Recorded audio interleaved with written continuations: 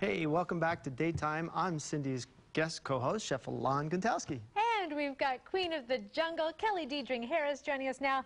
And Alon, we're going to learn all about the tortoise today. Oh, this is a huge, big bad boy to me. Yeah, we don't see these in our backyards. No, you don't, unless you're living in Africa. Okay, that would explain it. Then you might.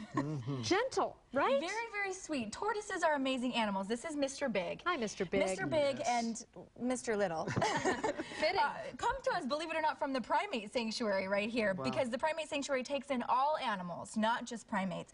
They're wonderful animals. Now, Mr. Big is a 100-pound African spurred tortoise, also known as a spur-thigh tortoise. Oh. Okay. Now, do you know the difference between a turtle and a tortoise? I should by now. No, doing this show for so many years, and I can't say I do. I know, it's a tough one. A lot of people don't know, and a lot of animals are referred to as turtles. We just kind of use that as a blanket term.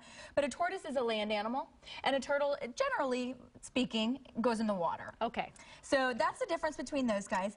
This one is a vegetarian. Now, I want to talk about the size difference between these two. This is the same species. Oh, my. Wow. How many years older is this one? Well, this one is older, but they could potentially be similar in age. Oh. Now, this is why. They were both pets. This little guy here just didn't get the right nutrition and the right sunlight. Wow. So, you know, I come on here a lot and we talk about having animals as pets, and I never preach to people about what they should and shouldn't have as a pet, but what you should do always is your homework. So when you're going to take in an animal like these, you want to make sure that you know what kind of a diet the animal needs, what kind of a temperature. These are from the Sahara Desert, so they need a perfect kind of temperature.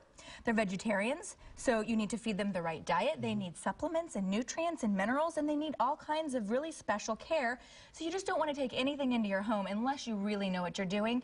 And that's why both of these guys ended up at the Suncoast Primate Sanctuary. They're living outdoors now, and they're going to be very healthy. Now you can see this one, he's so damaged that the only way he can go is in reverse. Poor baby. He can't go forward. Aww. And it's cute, but it's unfortunate because he didn't get to a great shot at life, you know? But he now is in a very great home, and that's the great thing about That's important. Would these ever make good pets? You know, I don't think so. I mean, that's my personal opinion. It's a big, giant reptile, but some people who are reptile lovers, they can give them the perfect environment. Right. So some people can. It's just like I have a parrot, and a lot of people wouldn't think that that makes a good pet.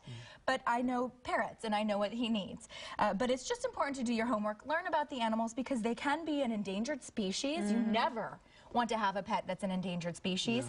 And the Primate Sanctuary is great because when you actually go to the center, they'll educate you about these animals, so you can actually come in and learn about the critters maybe before you bring one into your home. Sure. There are plenty of little turtles out there that are great for the indoor aquarium, right? That's absolutely right. There are animals that make better pets. Anything that gets 100 pounds and is very difficult to move, probably, you know, you're not going to want it. Your average family probably doesn't want that hanging out in their backyard because they're voracious eaters. They'll probably destroy your lawn and anything you have growing. Hard to train, too.